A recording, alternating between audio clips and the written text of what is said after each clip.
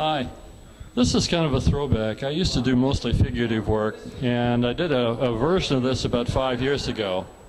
But this one's just simpler and brighter colored. The subject matter is the North Stamford Reservoir. But in the last year or so, I've gotten interested in doing abstract work. And more than that, I discovered a little technique that I like that I've been experimenting with for some time now. I call them my drip paintings. What happens is that I put down a solid color like this orange, and then I drip clear water through it.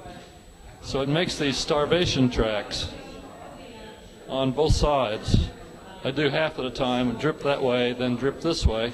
And then when it all dries, I paint in between the stripes, in between the drip marks. And it gives it kind of an organic feel. There's endless experimentation that you can do with something like that. This is another drip painting up here. That was dripped both ways. Comes off looking like a macrame almost. And this, I started doing things on throwaway tin. That's the back of a dish antenna that I found at the Norwalk dump. I'm going to do a whole show of tin things. I have some cookie tins and some dish antennas and some baking trays, and I'm going to paint inside and then put a whole show together with that. Anyway, I'm just the blue. Sort of started out as a drip painting, but it's more deliberate. I just like the color combinations, and I started thinking about the abstract pattern of the drips coming down like this, and then I decided to hit it hard with black and blue. It's done mostly for the color. It's called Ocean Deep 1. Anyway, I'm having a lot of fun. Susan Fry of Loft Artists has laid down an impressive pattern of paintings that are very fresh and alive. Definitely focused on the vibrancy of life. Not quite sure what that red one is.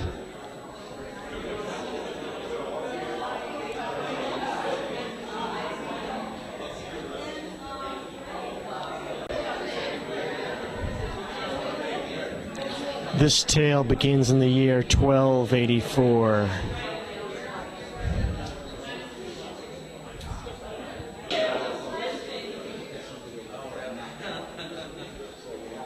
And then I started painting, and I put away the jewelry.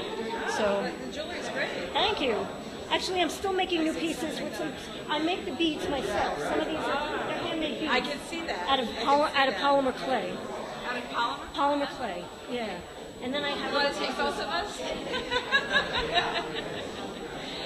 Beautiful jewelry. Thank you. I like this piece. Yeah, I like it. We like everything. Are you ladies from around here? I'm from Stamford. Connie grew up here. Okay. You do? Yeah. Where do you have? On 83rd Street. Okay. Great. I would love to look back to that. Yeah, me too. Oh, really? That's a great neighborhood.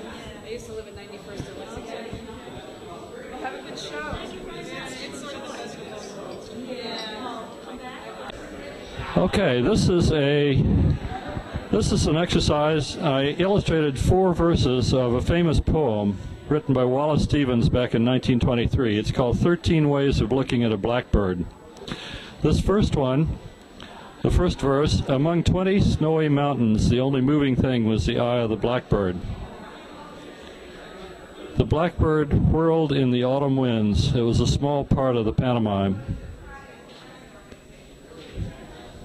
A man and a woman are one. A man and a woman and a blackbird are one. And finally, it was evening all afternoon. It was snowing and it was going to snow. The blackbird sat in the seat.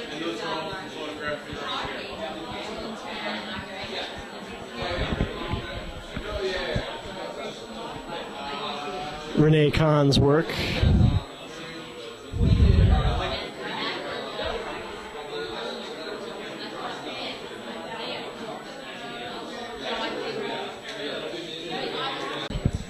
I was experimenting with a new material and it comes out like stained glass. I think I'm coming out of my noir stage. The dark colors, and I like the brightness. And But the themes are the same. It's all social satire. The construction here are photos of Stamford, taken from photos of Stamford that have been recombined. So I've basically created a new city out of an old one. And I call it a dream city because it all looks familiar. The way when you dream of a place, it's familiar, but it's not. You know, you think you've seen it, but it's not real.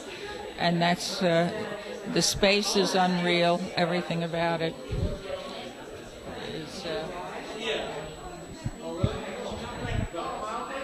and I like the surprises that there's depth where the whole box is 2.5 inches deep, and yet it looks like it goes back for blocks in vistas into space.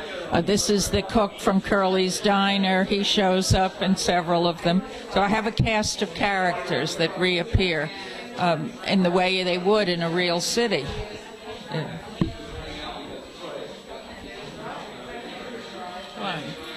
Come on, Christopher, go Renee, back. I gotta tell you, I like it, but I want to turn this. I want to turn this thing so it spins. So I could put it on a turntable. I have thought about it, but I haven't found a strong enough one yet. You know, I have thought about it. But Your dream concept. well, I do too. It's rearrangement.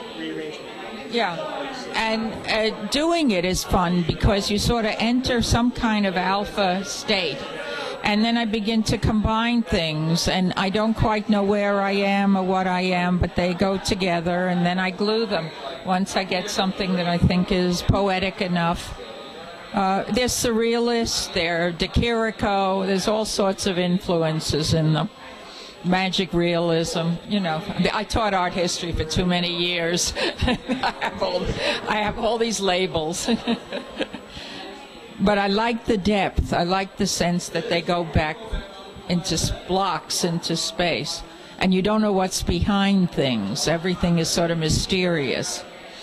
That's what I enjoy about it. And I did these during a particularly difficult time of my life, and they were a wonderful dream escape. It's awesome. You like it? I did. Good. You did this about 6 years ago. Yeah, 5, 6 years ago. No, it's 03. Yeah, 5, 6 years. Over a 3-year period. I have about another 50 at home under the table. No, just put in boxes. Someday I'll get an invitation to put them in a place where I can really make a city out of them, and I will. So this is, you know, this is just a small portion. This is just a couple of blocks. I really have the rest of the city literally under the table. Yeah, yeah, it's nice. I enjoyed cutting, you know, out the photographing people. I figured out a technique for photographing people in the street without them knowing that I was taking their picture, because that's hard. They get very... There is a way to do it, but without upsetting everybody.